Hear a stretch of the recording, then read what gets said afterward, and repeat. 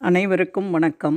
Welcome to our channel பொற்காலம். நாளை வெள்ளிக்கிழமை ஜூலை 5ஆம் தேதி ஆனி மாதத்தின் அமாவாசை. இந்த ஆனி மாத அமாவாசையின் சிறப்புகள் பற்றியும், இந்த நாளில் எந்த 3 விஷயங்களை நாம் தவறாமல் செய்தால் பித்ருக்களின் ஆசி, சிவனின் அருள், செய்ய வேண்டிய தானத்தால் கிடைக்கக்கூடிய பலன்களை பற்றி இந்த பதிவில் பார்க்க போகிறோம். வாங்க நம்ம வீடியோக்குள்ளே போகலாம். நாளை அமாவாசை திதியானது 5/7/24 காலை 4:56 மணிக்கு ஆரம்பித்து 6/7/24 காலை 5 மணி வரை இருக்கிறது. ஒரு நாள் முழுவதுமே அமாவாசை திதி இருப்பதால் இது சர்வ அமாவாசையாக கருதப்படுகிறது.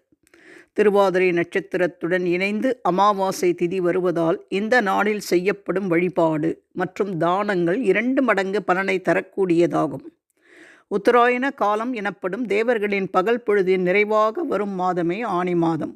இந்த ஆனி மாதத்தில் வருகின்ற அமாவாசை என்று முன்னோர்களுக்கு தர்ப்பணம் கொடுப்பதால் 12 ஆண்டுகள் தர்ப்பணம் கொடுத்த பலன் நமக்கு கிடைக்கும்.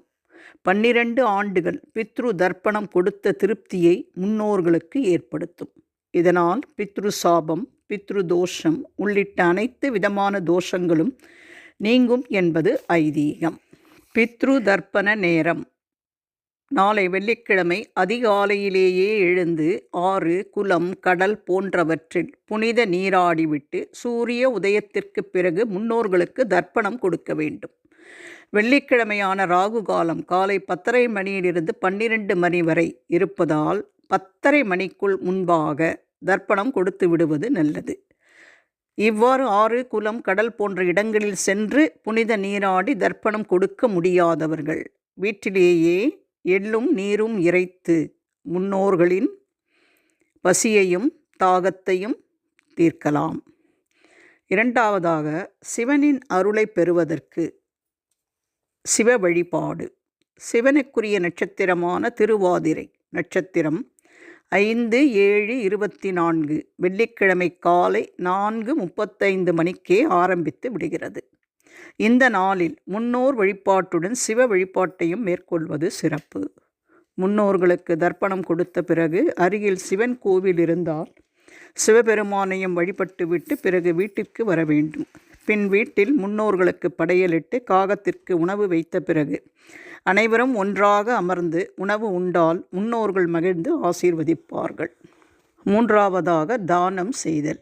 அமாவாசையன்று ஏழைகளுக்கு உணவு மற்றும் பணத்தை தானமாக வழங்கினால் பித்ருக்களின் ஆசியை பெறுவதற்கும் நம் ஜாதகத்தில் உள்ள தோஷங்கள், கிரக கோளாறுகள், பித்ரு சாபங்கள் ஆகியவை நீங்கும்.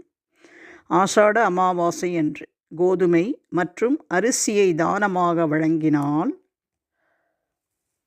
ஆயுள், ஆரோக்கியம், முகவசியம், அழகு, உயர் பதவி, உடல் வலினம், உடல் வலிமை, தலைமை பதவி, அதிகாரம், செல்வம், மனநிறைவு ஆகியவற்றை தரும். சூரியன், சந்திர கிரகங்களின் பலத்தை ஜாதகத்தில் அதிகரிக்கும். அடுத்ததாக, நிலத்தை தானம் செய்தால் பித்ருக்கள் சாந்திப்படுத்தி அவர்களின் சாபத்தால் திருமணம், குழந்தைப்பேறு போன்ற சுப காரியங்களில் நடைபெறுவதில் ஏற்படும் தடைகள் நீங்கும் என்று சாஸ்திரங்கள் சொல்கின்றன. நெல்லிக்காய், பால், நெய், தயிர் தானம் செய்தால் பொருளாதாரத்தில் இருக்கும் பிரச்சனைகள் நீங்கி செல்வ செழிப்பு ஏற்படும். இப்போது இந்த பதிவின் மூலமாக நம்ம நாளை வருகின்ற ஆனி மாத அமாவாசை அன்று பித்ரு தர்ப்பணம் செய்வதன் மூலம் பித்ருக்களின் ஆசியையும்,